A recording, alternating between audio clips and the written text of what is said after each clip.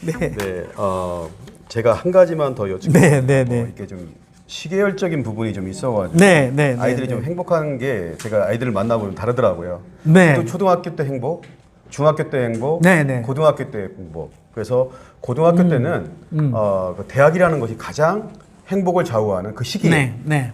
그런 이기도 합니다. 그래서 근데 하지만 최근에 어떤 교육 제도들이 네. 이런 지방이나 농어촌 애들이나 이런 아이들에게 학력을 요구하고 있고 네, 네, 네. 근데 이제 우리 충북에서는 지금 학력자의 문제가 좀 대두되기도 있고 네. 그래서 이걸 어떻게 대비해야 될까?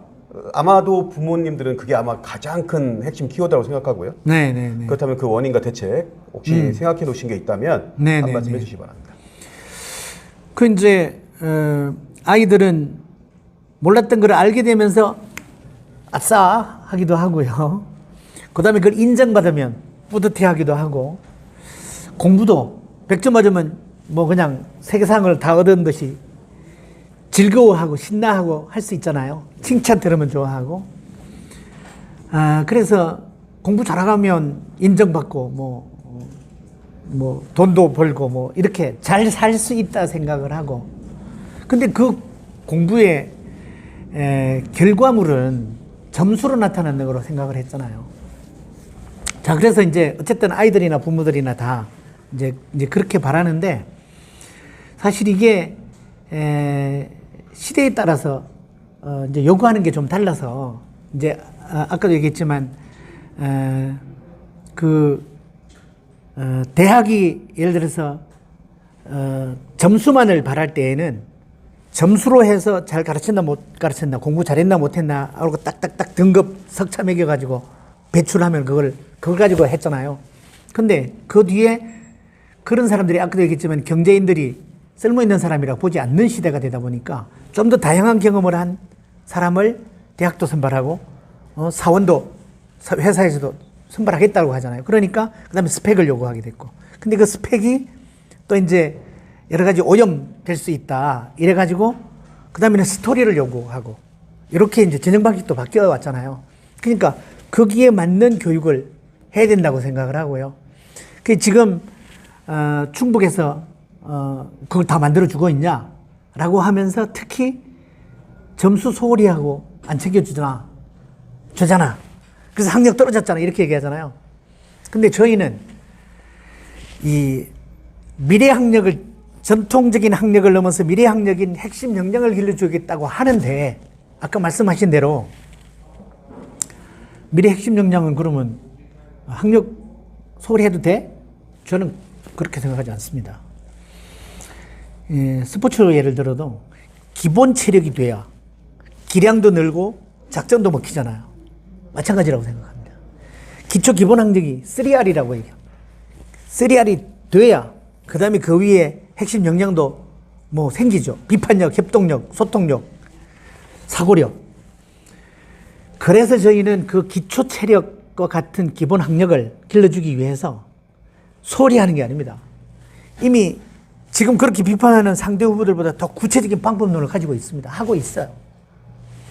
예를 들면 기초학력 전담 교사도 있습니다. 아예 학교마다 큰 학교부터 시작했어요. 모든 학교에 다 있는 건 아닙니다. 그 다음에 수업 안에 들어가 가지고 아주 좀 뒤처지는 아이들 일일이 옆에서 챙겨주는 보조교사, 협력교사라는 게 있어요. 그 다음에 학교 바깥에는 기초학력 학습 클리닉 종합센터라는 게 있어가지고 거기서도 애들 개별적으로 상담도 해주고 학습 방법부터 가르쳐주고 있어요. 자, 기초 체력과 같은 기본 학력을 그렇게 챙겨주고 있습니다. 자, 이거를 혁신학교는 애들 놀려가지고 그거 떨어진다던데 이렇게 얘기합니다. 안 떨어졌던 애들이 혁신학교를 해서 공부를 안 하게 돼서 혁신학교 결과로 떨어졌다 그러면 그 비판받아야 됩니다. 그런 데이터 어디에도 없습니다. 혁신학교들은, 행복씨앗학교들은 약간 강남 같지 않은 약간 소외된 아이들이 많은, 챙겨주는 사람이 적은 이런 학교에, 그리고 공부하기 싫은 아이들이 좀 있는 학교에 가가지고 공부의 재미부터 들여주겠다 하고, 아까도 얘기했지만 오늘의 배움이 즐거워 내일이 기다려지도록 하는 이런 학교란 말이에요. 그러니까 거기에는 보호양요법과 같은 공부를 좋아하는 학습 흥미부터 일구어주는 데서 하기 때문에 차차차차 결과도 좋아지더라. 성적도 좋아지더라. 하는 게 데이터로 나와 있습니다. 행복시아학교 평가서에 보면 다 나와 있고요.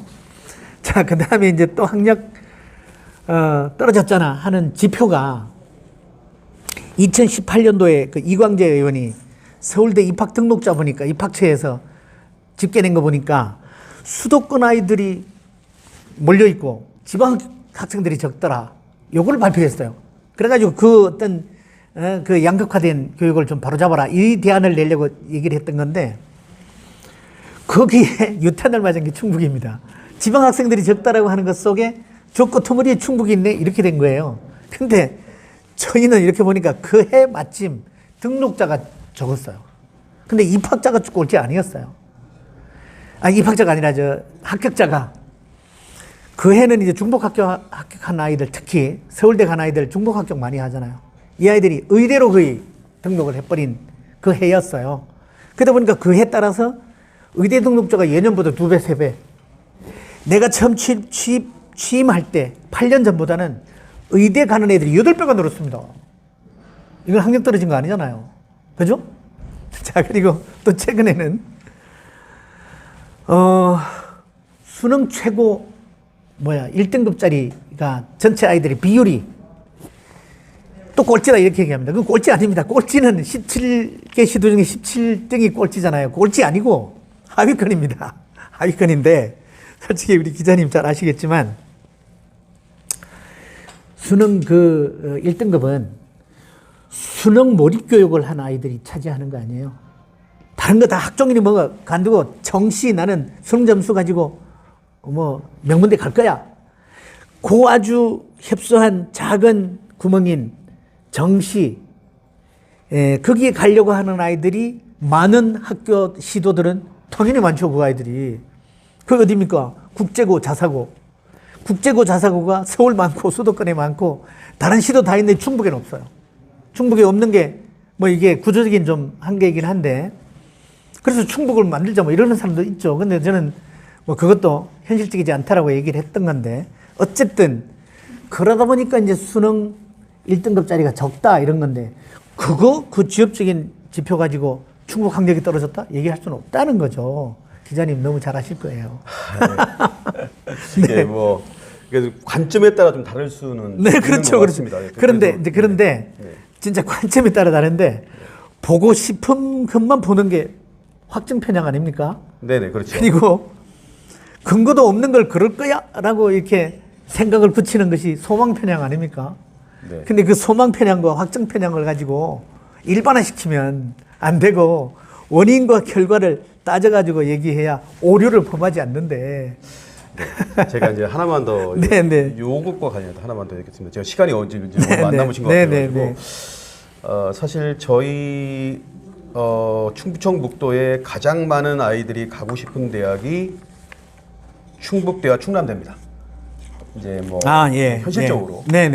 근데 거기 지역인재 전형에서 보면 아이들을 근데 최저 충족률이 40에서 50%밖에 안 돼요. 지역인재 전형이. 네. 그래서 예를 들면 둔산동에 있는 애들은 한 4등급인데도 합격하고 농어촌 애들은 사실 2등급인데도 불합격하는 경우가 비일비재하게 일어납니다. 그래서 이런 부분들을 어떻게 개선할지가 사실은 그 많은 충청북도 내 어머니들의 문제 인식인 것 같습니다. 현실적으로도 그 어머니들도 충북대, 충남대 가는 거를 한 2등급 후반대에서 4등급 초반대까지는 근데 이제 그런 역량이 안 되다 보니까 여기에 대한 이제 그 학력 저하다 서울대 연고대가 아니라 그런 부분에서 충남대 같은 경우는 세계합 10위, 충북대는 세계합 13.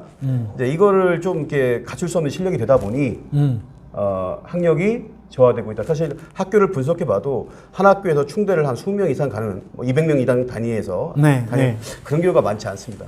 그래서 아마 그런 비판이 있는 거지 않을까.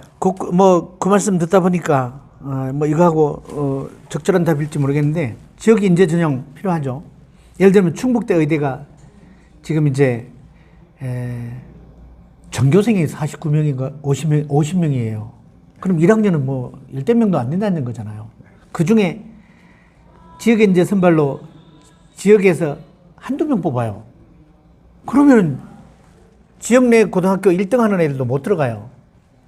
그래서 이제 충북대 의대 정원도 좀 늘려야 된다 이건데, 우리 지역에 지역 명문고를 두자, 자사고 같은 걸 만들자라고 하는 요구가 있었을 때 부러워하는 게 전북을 부러워하더라고요. 전북의 뭐 민족 그 뭐 상산고. 네네. 그래서 내가 전북교육감님한테 상산고가 지역의 자산이 될 수 있냐, 지역 인재를 키우는 것이 될 수 있냐 그랬더니 될 수 없습니다 그랬습니다. 왜 그러냐 그랬더니 거기가 전국 단위 모집인 명문고잖아요. 자사고. 그러다 보니까 강남 아이들이 다 온대요. 거의. 지역 애들, 또 지역 애들도 뭐 사배자 전형 뭐 해가지고 일정하게 뽑기는 하는데 주로 강남 아이들이 상산고 가면 명문대 간다더라. 이래가지고 막 와가지고 금요일만 되면은 강남으로 다 간답니다. 아이들이. 강남 학원에 간다고. 자, 그런데 지역에 원광대와 전북대 의대가 있잖아요. 거기도 지역 이제 쿼터가 있습니다. 있는데 그 쿼터를 누가 가져가요? 도내에 있는 상산고가 다 가져가는 거죠. 그러다 보니까 나중에 전북대 의대에서도 거기 인턴을 뽑으려고 하는데 전북 의대 애들도 거기 하나도 안 오는다는 거예요. 그래가지고 수도권에 있는 데 가서 인턴해야 수도권에서 취업할 수 있다고. 그러면 뭐예요? 그 애들이 여기 와가지고 전북의 인재가 된 게 아니라 뻐꾸기 새끼였던 거죠. 뱁새둥지에 알란 뻐꾸기 새끼. 그래서 저희는 우선 지역 아이들이 정말로 유리하게 진학해서 잘 성장할 그런 어떤 쿼터 같은 거를 자꾸 확보해야 되고, 그런 아이들이 지역 대학이든 수도권 가고 싶은 대학이든 가도록 그거를 잘 지역에서 잘 활용해야 된다. 도시 아이들한테 뺏기면 안 된다. 그렇게 생각을 합니다. 네. 지금 말씀하신 걸로 7번과 8번 그 질문은 대체하는 걸로 하겠습니다. 네네네네. 그리고 지금 중학교에서는 지금 고교 학점제, 이제 중학교 아이들이 이제 올라가는 시점에 고교 학점제가 이제 본격적으로 시작됩니다. 예. 사실 실시될지는 잘 모르겠습니다. 지금 이제 바뀐 네. 정부가 고교 학점제에 상당히 미온적인 태도를 지니기 때문에 자유학년제에 대한 찬반 논쟁이 뜨겁습니다. 그렇다면 이런 상황 속에, 이 현실적인 상황 속에서 후보님께서 이 충북 교육이 나아갈 방향이 무엇이라고 생각하시는지 말씀 좀 해주시기 바랍니다. 우선 자유학년제는 사실은 아까 이제 강남 아이들은 딴 아이들을 딴짓 할 때 우리는 학원에 나가가지고 점수 올리자, 찬스다 뭐 이렇게 얘기한다 그랬죠. 그 아이들은 정답의 노예로 자랄 길을 택하는 거죠. 그런데 이제 어쨌든 자유학년제는 정말 세상을 탐구하고 그 다음에 꿈도 찾아보자고, 영국에서는 갭 이어라고 그러고 아일랜드에서는 트랜지션 이어라고 그러고, 그 뿌리는 덴마크의 애프터스쿨에 있죠. 그냥 그 공부벌레만 배출해가지고는 세상 못 살아간다라고 봐서 이제 그랬던 거죠. 근데 우리나라는 박근혜 정부에서 자유학기제, 문재인 정부에서 자유학년제 이렇게 했잖아요. 근데 이게 이제 사실은 아까처럼 그렇게 오용되기도 하고 여건도 안 돼가지고 제대로 효과를 못 거둔다는 비판이 있어요. 그래서 이제 저희 충북의 대안은 우선 한 학기를 지금처럼 하고 나머지 한 학기는 3학년 기말고사를 마친 뒤에 기말고사를 좀 땡겨서 하고 3학년 6학기째 마지막 학기를 정말로 세상을 배우고 꿈을 찾는 진로 탐색 학기로 했으면 좋겠다. 이제 이렇게 대안을 갖고 있고요.